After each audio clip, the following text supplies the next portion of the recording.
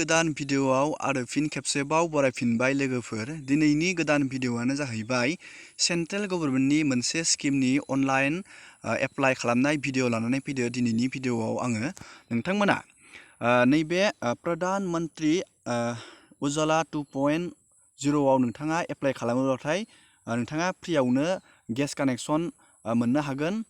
फ्रियावनो नोंथाङा बेखौ मोननो हागोन आरो बेनि बेसेना जोबोद खम। नोंथाङा बेयाव खम बेसेनावनो बे गेस कानेक्सनखौ मोनबाय थानो हागोन। नोंथाङा बेखौ जुदि मबाइल फनावनो एप्लाइ खालामनानै लानो सानदोंब्ला आङो दिनैनि भिडिअआव नोंथाङा बोरै एप्लाइ खालामना लानो हागोन आङो दिनैनि भिडिअआव देखायगोन। नोंथाङा बेबायदिनो गोदान गोदान आपडेट स्किम जबनि खौरां मिथिबाय थानो थाखाय आर'नाइ 5G इउटुब चेनेलखौ साबस्क्राइब खालामाखैबा साबस्क्राइब खालामना लाबानो जाबाय। आङो बेयाव बेबायदिनो गोदान गोदान आपडेट लाबोनाय जायो। दानिया जोङो नायदोनि नोंथाङा बोरै बेखौ एप्लाइ खालामनानै मबाइल फनावनो लानो हागोन। गिबियावनो नोंथाङा गुगोलाव थांनांगोन आरो बेखौ सार्च खालामनांगोन PMUY बेखौ सार्च खालामनांगोन। आं लोगोसे बेखौ भिडिअनि डिसक्रिपसनाव होना दोनगोन बिनि लिंकखौ। नोंथाङा बेयाव थांनाबो नायनो हागोन। दानिया जोङो बेयाव थुनोसै। जों बेयाव थुनाय लोगो लोगोनो लोगोफोर बेबायदि मोनसे पेज खेवगोन। नोंथाङा बेयाव नुनो मोनदों apply for new Ujjwala 2.0 connection. नोंथाङा बेबायदि नुदों। नोंथाङा बेयाव बोखोनांगोन पेजखौ एसे आरो नोंथाङा नैबेयाव नुदों अनलाइन पर्टेलाव नोंथाङा थुनानै होनांगोन। जों दानिया बेयाव थुबाय। बेयाव थुनाय लोगो लोगोनो बेयाव मोनथाम कानेक्सन नुदों लोगोफोर। इन्डियान अइल आरो बेयो भारत पेट्रलियाम आरो मोनसेया HP। नोंथाङा बबे मोनसे कानेक्सनखौ लायो? आं हमना ला नैबे HPखौ लागोन। आं नैबे HPआव एप्लाइ खालामगोन। दानिया आं नैबे चेक हियार एप्लाइआव थुनानै होनांगन। नोंथाङा जों बेयाव थुबाय। बेयाव थुनाय लोगो लोगोनो मोनसे पेज फैबावगोन बेबायदि। नोंथाङा नैबे उजालायाव थुनांगोन बेनिफिसारि कानेक्सनाव। नोंथाङा बेयाव टिक मार्क थुबानो जाबाय। दानिया नोंथाङा बे डिक्लारेसनखौ एक्सेप्ट खालामबानो जाबाय। नैबेयाव जोङो बेयाव एक्सेप्ट खालामबाय। दानिया नोंथाङा नैबे लकेसन वाइसआव थुनांगोन टिक मार्क थुनांगोन। जों बेयाव थुबाय। दानिया नोंथाङा नैबे स्टेटखौ सिलेक्ट खालामनांगोन। जों बेयाव स्टेटखौ आसाम सिलेक्ट खालामबाय आरो नैबेयाव डिस्ट्रिक्टखौ सिलेक्ट खालामनांगोन। जोङो नैबे बाक्सा डिस्ट्रिक्टखौ सिलेक्ट खालामबाय।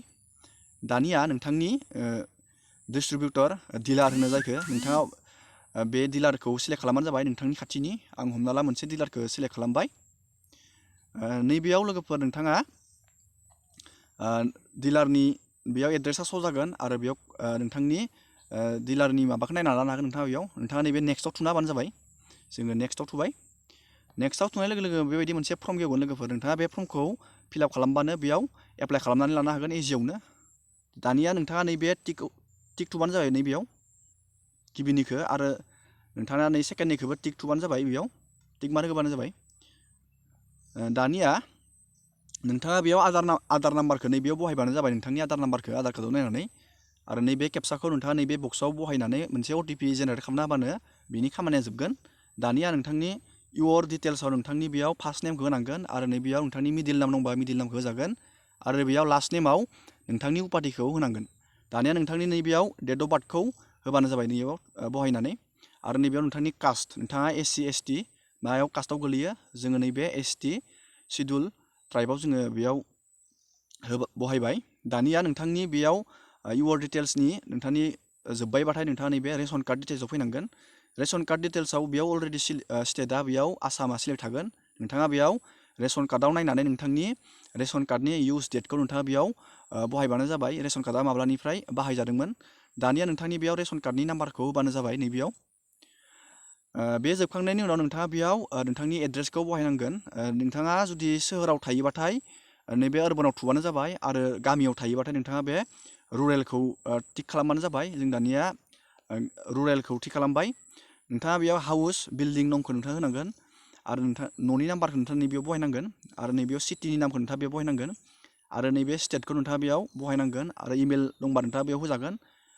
दानिया नोंथांनि बेयाव स्ट्रिट नेमखौ होनांगोन। बेयाव नोंथांनि डिस्ट्रिक्टखौ नोंथाङा बेयाव बहायनांगोन मा डिस्ट्रिक्टनि नोंथांनि बेयाव पस्टेल पिन क'डखौ बेयाव बहायनांगोन आरो मबाइल नाम्बारखौ बेयाव होनांगोन। बे जोबखांनायनि उनाव नोंथाङा नैबेयाव पार्टिकुलार अफ बेंक एकाउन्टआव नोंथांनि आधार नाम्बारखौ नैबेयाव बहायनांगोन।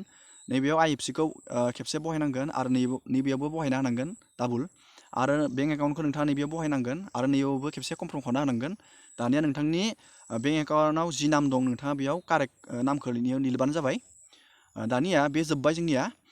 दानिया नैबे LPG कानेक्सन डिटेल्सआव नोंथाङा नैबे 14 केजिखौनो कानेक्सन सिलेक्ट खालामबानो जाबाय। मानो होनब्ला जोङो 14 केजिनि जोङो गेस कानेक्सन लायो। नोंथाङा बेखौ सिलेक्ट खालामबानो जाबाय। नैबेयाव नोंथाङा मोनसे आइडि सिलेक्ट खालामबानो जाबाय। जायखिजाया जोङो नैबे भटार आइडि दंबा भटार आइडिखौ सिलेक्ट खालामबानो जाबाय। आरो नैबेयाव आइडिनि नाम भटार कार्डनि नाम्बारखौ नोंथाङा सिलेक्ट खालामबानो जाबाय। नोंथाङा बेयाव नागिरना लानो हागोन नोंथांनाव मा दङ।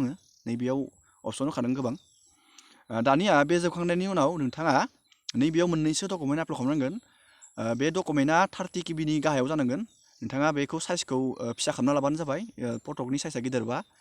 आरो नोंथाङा नैबेयाव आधार कार्डखौ गिबियावनो बहायना होनांगोन फटक साफायनानै सिलेक्ट थांनानै 300 केबिनि गाहायाव जानांगोन।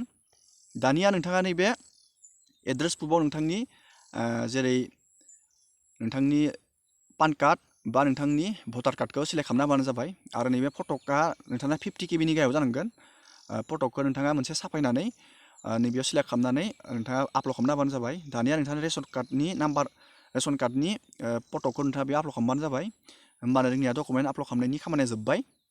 दानिया नोंथाङा नैबेखौ इउर फेमिलि मेम्बार्स नोंथाङा बेखौ होबा होजायो, होआबा बेखौ जेबो खोथा गैया बेयाव।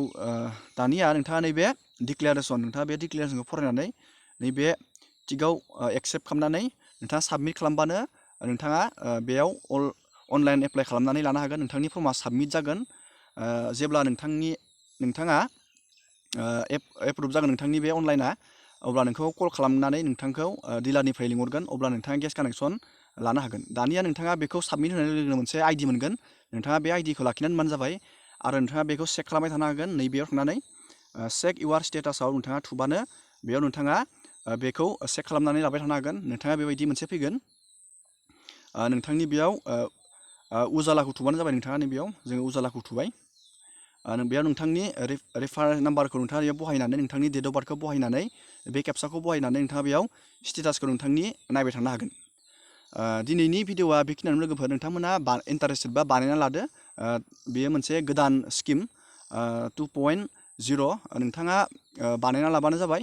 आङो दिनैनि भिडिअखौ बेखिनियावनो फोजोबबाय। एसेनोसै।